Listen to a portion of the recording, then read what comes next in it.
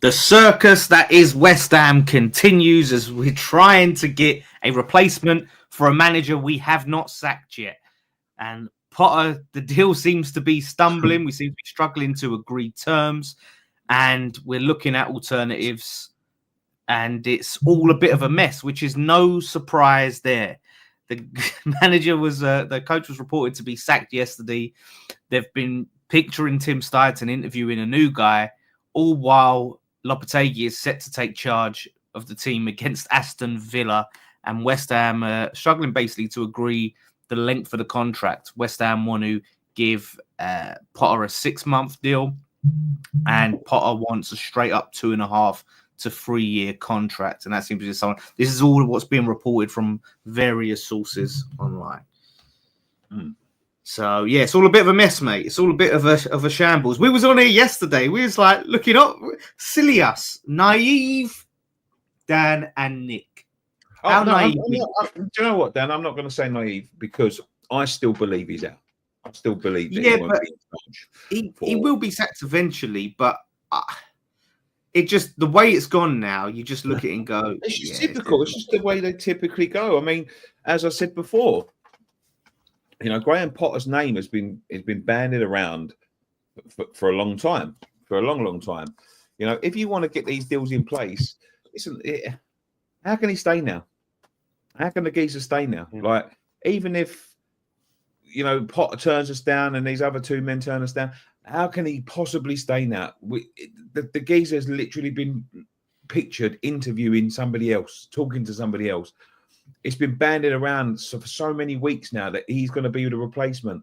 It doesn't take a lot to, and it's just typical West Ham that they haven't got this deal in place before they start leaking this shit out. It is typical West Ham. Listen, I've got a theory. I'm gonna tell you what my theory is in a second, right? But I've got a theory about why this is going. Yeah, go on. I think they want him to walk. Yeah, I think there's definitely an element to that. I think there's an element to that for sure. I think that they want to embarrass him. I think they're trying to embarrass the man so much that he walks out on a deal. And if I was Lopetegui, I wouldn't be doing nothing of the sort. I mean, the guy's come in today and he's taken training. So listen, he's digging his heels in. For sure, because if that was me, I wouldn't be turning up to fucking work. Mind you, it doesn't take me a lot not to turn up to fucking work, to be quite honest with you. Yeah. But you know, he's digging his heels in. This is typical classless from West Ham. This is Avram Grant. Listen, and this is the truth, and I've heard this from the horse's mouth. Avram Grant, you know, he was taking us down all season. It got to the last game, took us down. The man did not want. They did not want Avram Grant on the coach on the way back. Listen, no matter what you think of the guy, at the end of the day, your employee. You're stuck in Wigan, and they won't give you a lift back home to your car, where your car is. It is typical classless. To be, you know, I don't want to fucking use too many personal terms, but it's scummy business work. You know, you don't do that. You know, the way they've done it. It's why I think someone said in it. It's why Martin O'Neill turned us down when it was, you know, a deal close to be done to replace Avram Grant. It's because they let it leak before it was done. You know, and it put everyone in a bad light. I think this is putting everyone in a bad light, including, you know, including the club, including the managers that are coming in. At the end of the day, it's someone else's job at the moment. It's not been confirmed yet. Listen, I think he's gone. They are going to sack him, but yeah, there's no way that he can. It's not a humane way to treat a human being, to be quite honest with you. And to be fair, and I'm not being fair to him in this because I agree with what you said. It's bang out of order. Everton are also doing it because they're flirting with Graham Potter while Sean Dyche is still in a job. So, you know, they've gone under the radar. We've rightly been called out. They are new managers, Dan. They didn't choose their manager. Yeah, but it don't matter though. It don't matter. It's still the same treatment. I understand, but they would. If you don't want Dyche, sack Dyche. Like the same way you don't want Lopetegui, sack Lopetegui. So whether you're new or not, the same principles and morals apply. And I think Everton have gone under the radar with that, where we've rightly got called out for it in the media. Apparently, according to Sky, they're reckoning a deal's close with Potter. Yeah, I've got a feeling it's already done. Why do you think? Do you really think it's already done? It's a done deal? Yeah, I think so. I don't know. Because the thing is, this has been an issue with Sullivan for a long time. He likes these short-term deals, these risk-free deals, like the ones we got with Moyes the 2 times. He got Moyes twice on a 6-month contract. He tried to get Potter in on a 6-month deal about a month ago, earlier in December, when we was looking at other managers and things like that. And there was talks about that, and Potter didn't want a short-term deal. Why would he want a short-term deal? And we're in this situation. So someone has to cave for this to get over the line. Either Potter agrees a 6-month deal, or we give him a longer deal, or there's some sort of middle ground. I think there's I think there's a middle ground. What I think is going to happen, I think it's the same sort of thing as we've done with Moyes. I think it'll be a 6-month deal. There'll be conditions in that deal. And if the conditions are met, it will trigger an extension. But what they won't want to do is to commit to him and then go down. Well, yeah, I think if you put relegation clauses in there, yeah, I think that's completely fair. But I think if there are more expectations other than that, I think that is probably a step too far for Potter, because look what he's coming into. You know, remember as well, Potter is still getting a wage from Chelsea. So he's walking away from a wage from Chelsea for the time being. Well, yeah. Which is that's mad to me, like, because I've never heard, like, when you're paid off your contract, you're paid off, right? So Lopetegui now, it depends on the terms and conditions, I guess. It's like anything, you know. When you get redundancy, you know, you're given a chance to take a lump sum or pay off the employee. You know, like, it's there because they have to take a certain amount of wages. You know, and that's, you know, I don't know what the contracts say in football. You know, it might be a point where Chelsea can basically hold him up and just to save themselves some money, because it's such a large sum. They're paying him weekly, and if he gets a job in the meantime, they cut the wage. It could be a money. Moyes was given a long-term contract to Man United, and he was taking jobs whilst, you know, obviously, it could depend on the clauses in the contract. Yeah, somebody said Chelsea stopped playing Potter a while ago, but there you go. You know, yeah. Well, but how can you just stop? They must have paid him out what they owed him. They can't just go. It would have been settled, accordingly. But you know, yeah, it's one of those things. You know, like Potter. You know, he's had job. Obviously, he had the Leicester job offer. But he wanted more time to consider it, wasn't sure. He obviously is looking to get back into management. And for us, like I said, it's just about the right offer. I worry about what he's going to come into, because I really worry about the structure that we've got in place. He hasn't got a Tony Bloom. He's got a David Sullivan. And that is going to be where he's really, really tested. The only thing that sort of didn't sound right to me is that the fact that he was just he was saying that he wanted Stuyden out and his own man in. I think there's a guy that I can't, his name, Dan Ashworth. And he wanted him in. That doesn't make any sense to me, because it's like, you know, Lopetegui.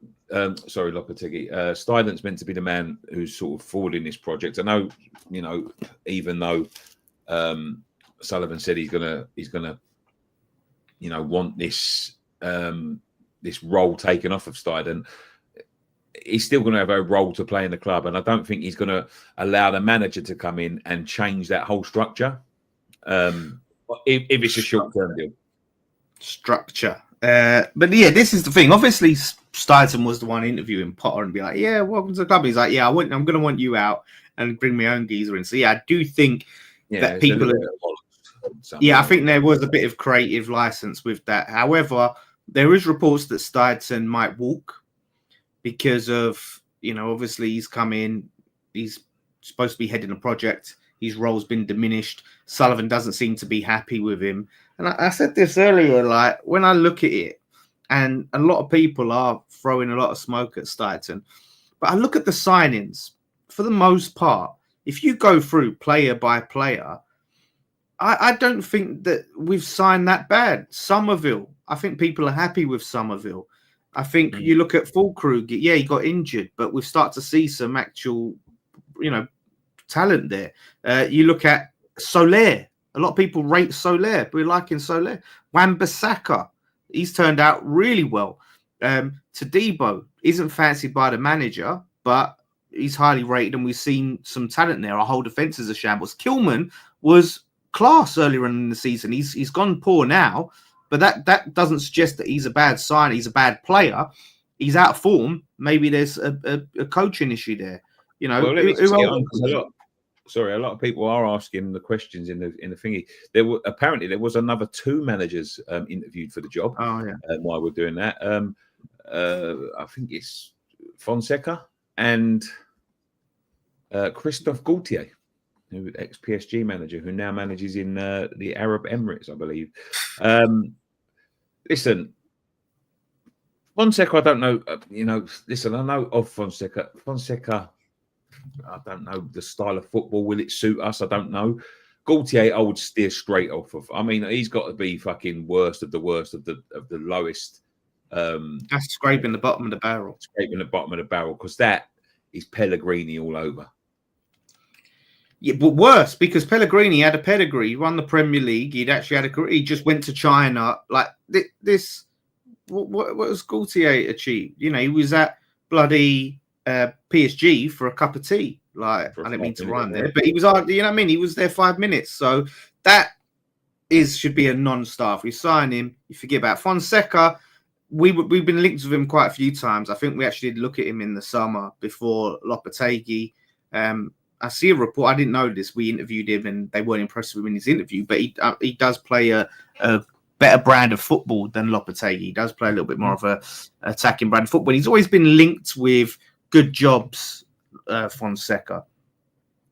So it don't get me wrong. He's not someone I've really, really put a lot of emphasis on. I didn't think his name was in the hat, to be quite honest with you. But there we go. Ten Hag's available. Someone said. Do you know what? He won't rule it out. Do you know what? There's some sort of stench of Man United that managers have. Like Ollie hasn't had a job since. These jobs that people have been available, no one's really linked with Ten Hag. We're not. Everton's not.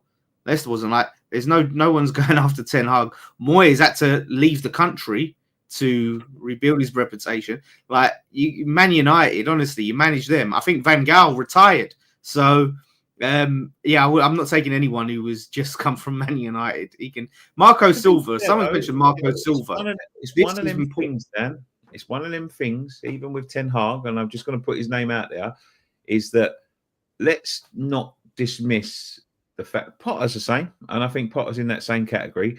They've done good jobs, and they've taken big jobs, and it's not quite worked out for them. Somebody just said there, Ten Hag at Ajax was unreal, and you can't deny that. He was unreal, and he's worked with players like Kudus before, and Alvarez. And he chose to sign Anthony over Kudus. Yes, you're right there. You're right. But let's not dismiss someone like, let's say, Nuno Gomes, who at the moment is second in the Premier League in a title race with Nottingham Forest after leaving Tottenham Hotspur. A manager that nobody wanted to touch with a barge pole. Yeah, I mean, that's the thing. Like, if someone mentioned Marco Silva there, it was reported we have actually ruled out Marco Silva. I think X reported this because of we're not interested in paying his £8 million release clause, and that's mental. Like, it's going to be a job to get him out of Fulham for sure. But the reason you don't sign Marco Silva isn't because of £8 million release clause. This is the problem with Sullivan. He hasn't learned. Like, you keep going for the freebies and just who's available, and you end up in this situation. Van Gaal, I mean this with the greatest respect. I think Van Gaal's dying. I don't think he's going to be alive much longer. Oh, bloody hell. Yeah, Yeah. I might be wrong there, but I'm pretty sure Van Gaal's sort of like terminally ill. Yeah, I mean he's retired anyway. Like he's done. Yeah, we paid more for Hugo. Yeah, exactly. No, hold on a minute. Hold on. I might be wrong now. I might be wrong. I might be thinking of someone else. Van Gaal and Private shortlisted for Indonesia national team job. Oh my god. Yeah, I want him at West Ham. But yeah, so someone mentioned it. I completely lost my train of thought of what someone posted there. Yeah, like so. I think compensation. Yeah, like someone said, we paid more for Hugo, and they're talking about not wanting to pay 8 million. If you can get, let's just say we could get a Nuno or a Silva. I'm not convinced we can. These are managers that are doing really well, and you're going to turn your nose down up at them for the sake of 8 million quid. In football terms, that's not a lot of money. No. And this is why we're always going to be in this situation, because it's his disdain for feeling of having to buy out a manager contract. It's nothing to do with, I don't think, being tight or cheap or worried about money. It's the idea of it, I think, because he's shown he can spend money on players. He just does not like the idea of the shit. When you think about some of the shit that we've bought, like fucking Vlasic and fucking, and who else was it? Like Cornet, like for 25 million quid, and fucking who else can you put in there? There's loads of players like fucking all fucking day, yeah. Prostate cancer, yeah. So he's not well. Yeah, but again, I've said this all along. It comes down to managers not having sell-on value. You can't recoup any of the. In fact, you pay them out their contract, and if you sack them, you have to pay off their contract. So you're paying in. There's no chance you can get money back. But that's the thing. As Del Boy says, he who dares wins, and we never dare. We never show ambition. Never dare. We never try, and that's the thing. You've got to take risks if you want to achieve greatness, and that's the issue. So, look, it seems like you said, it feels very much likely that Potter will be the manager. It's Karen Brady's the one currently doing the negotiations because she's got a relationship with his wife. He was at Birmingham City when she was there. When I think Sullivan must have been there actually as well. They were both there, yeah. So he's obviously got that connection. So she's the one that's taken over the negotiations, which, I mean, she's a businesswoman. She's not really a football, in terms of football, that she's really clued up on, because I don't think she's usually doing these deals. Obviously, they're letting her do this deal because of the personal relationship. So it does. So we're just making a mess of it. Like, even if it gets done, it just shows you, isn't it? Like, it's so public. It's just so, not smooth at all. It's no like, as per usual. Yeah. Everything that we do is a fucking disaster. Dan, take some comments and we'll start wrapping it up. We'll probably be back tomorrow for the next daily fucking manager update. Yeah. El Chiga said, Sean Whetstone said, if he takes the job, whatever Chelsea pay him, he will get, but it will minus what we pay him. So if they pay him 200 a week, we give him 100 a week. He would get 100 from both. So he's basically just working for his Chelsea money then. Carry on West Ham. So was just talking about that. The Marco Silva, they're not going to do it. If she gets the deal done and Sully caves in, I'll have posters of her up in my bedroom. What year of poster? That's the question. Is it? I want Avram back. If that is true, which Henry Richards says, Lopetegui is only on 75 grand a week. Only on 75 grand a week. That geezer couldn't manage his way out of a fucking Sabutio tournament. You know what I mean? I think respect. No, I think the point he's making is the compensation isn't going to be that much, because for a manager's wages, comparatively, that's not a lot. It's not for a manager. It's not for a manager. Most managers or coaches, earn more than players. And there's been That's true.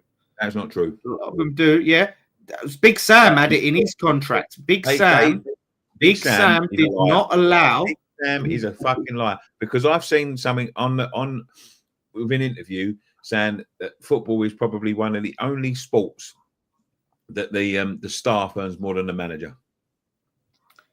Well, yeah, but I don't know where you were. Was that just a tweet or something? What was this you seen? No. This was I'm saying generally the managers are not low paid. You look at a lot of the managers and what they get yearly. Good ones, no, just standard ones. They're not every time you're all. Have you finished these chocolates yet? By the way, no. Jesus Christ! Every day you're eating chocolates. Yeah.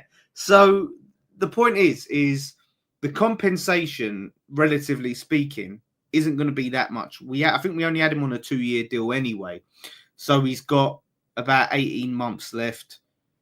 We're not having to pay him 20 mil to walk, or 15, 10 mil. I don't think it's going to be that much. So just do it. We're going to do it anyway. Do you know what I mean? It's like pulling teeth. You know, we're sitting there going, "Oh, we got to do it." You got to do it. So do it. Just do. You know, you have to do it. So just do it. That's right. And just fucking do it. Yeah, it's going to be. It's going to have to be done now. They've made it too public to go back. Yeah. So Sky reported that there's a chance that Potter could be in charge for the Villa game, which is very. I mean, that would have to be done. What is it? Tomorrow. It's Tuesday now. So yeah, that does have to be done. Yeah, tomorrow. Get that done tomorrow. But he's not going to have time to probably take training, all of that stuff. But again, maybe it will just lift a bit of a dark cloud over players' heads. Another problem, I think, with this short-term deal, if we give him a 6-month contract, is it doesn't solve the issues of uncertainty amongst the players, where they're playing for someone they don't know is going to be here next season. We've seen that problem when Big Sam, they found out he weren't getting a new deal. When Moyes, both times, they felt they knew pretty likely he weren't getting a new deal. And they're going to be in a situation now wondering, well, is this guy going to be the manager, the coach next season? And it leaves uncertainty and it affects the performances because they don't know where they're at and who they're playing. Now, players should just be professionals, right? And should just play their heart out or whatever. But things like that creep into your mind. It's going to have an impact. There's a spud in the chat that says Potter wants Everton. How the fuck do you know? I won't worry about us, mate, because you're only a point in front of us and we are shite. Yeah. Oh, yeah, exactly. Worry about your own club, mate. No, but the thing is, and to address that on a serious level, not just mug off the Spurs fan, he deserves it, is one of the big sticking points is he still lives in Hove from his time at Brighton. He never moved away. He commuted from Hove to London to manage Chelsea every day. So he doesn't want to relocate, which gives us a big edge over Everton. Yeah. Because in that way, he can still commute. Can travel in from Hove. Plus, listen, he could well, he could well be playing West Ham to fucking play into Everton's hands. It could, that does happen. But I think it's the vice. I think the Everton thing. He's playing the Everton to try and push West Ham into a deal. Push West Ham. I think that's what it. I think there's definitely an element of truth to that. I've just got a feeling. This is my gut feeling. Nothing based on. I've got a feeling Lopetegui will be sacked tomorrow. It will be an interim manager for Friday, and the new manager will take over on Sunday. So Monday. Yeah. So basically, youth coach taking charge against Villa. Maybe Noble steps in for one. This, like a lot of people say Noble. Has he even done his coaching badges? Do we know that? Has he done them? Don't know. Because he hasn't done it. Didn't he get some fucking sort of fucking degree from? Yeah, I don't know if it was he did. Yeah, he got some sort of degree. But he's like some sort of doctorate or something from fucking like Harvard or something, didn't he, for coaching? Yeah. But he's basically been our sporting director. I don't think he's got any actual proper experience of coaching. Oh, no. And then so his first ever role of coaching, not even like talking about youth, he's never done youth coaching, assistant coaching. If the proper coaching would be the first team of West Ham. That's a bit mad. As a pipe dream of he comes in and is brilliant, that's great, but it's not that much different as getting Trevor Brooking, to take charge. So, Harvard. He went to Harvard. Yeah. Oh, So yeah, that's the one. yeah, that's mad, isn't it? Noble from East London. He's going to Harvard. Good on him. But yeah, so listen, we can probably write off the Villa game. Unfortunately, I think that's the way it's going to be. But we can still try and do the best we can in this league. Europe is going to be a step too far, but let's just push ourselves away from that relegation zone and just try and finish as high up the table as possible. We know that every position you finish up in the table brings more money. That's going to be key. Finish high as possible, get the money in. We're going to be. Sullivan's still in charge, which that's Ronnie, the Spurs man, says Steve Cooper incoming. It can't be that bad for you lot. Surely you can aim a bit higher than that. You know what? I think he looks like a Spurs manager. He looks like a Spurs manager, Cooper. He really does. But you know, I was just saying earlier as well in the video that as Palace are getting a new takeover, right? They've got these Americans that are backed by Saudis or whatever, and you just think about I know you and Scott are determined when the stadium comes. I'm just seeing all these other clubs. Everton got their takeover, Newcastle takeover, like all these other clubs around us get these takeovers. We're still stuck with Sullivan. You know, it's so frustrating to see. When is he going? And if it's the stadium issue, how can we force the issue? We need him out. He has to go. I can't deal with this geezer any longer. I really can't. You know, so Richard Western says, nice one, lads. Already given the Fulham tickets. Why can't stand any more Loppy? Back for Palace if Potter in. Oh, mate, you jumped the fucking gun there, haven't you? Surely, you know what I mean? I think Loppy will be out before Fulham. I'm pretty certain. There's no. Could you imagine? They're gonna have Potter in place for the Fulham game. The West Ham, the Villa game might be a step too far. But could you imagine if Lopetegui is still in charge going into that Fulham game? There'll be carnage. There'll be carnage, mate. And imagine, and then we lose, and oh my god! I think there will be a few fans like Richard that stay home. But the ones that do go, it will be toxic. So I think they know, like that home game, get it sorted. Yeah, but again, he can't be in charge for that. No way. He not can't. Not now. Yeah, night game as well, under the lights, fans boozed up. It's going to be... not an easy game either.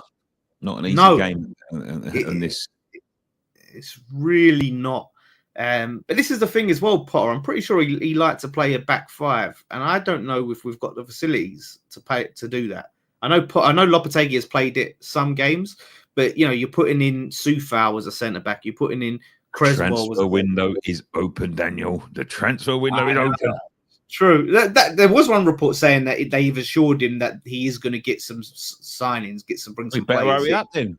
They better. That's what I'm saying. Every day, get him in now, so we can focus on the transfer window. Just give him a deal. It's done this 6 months. 6 months.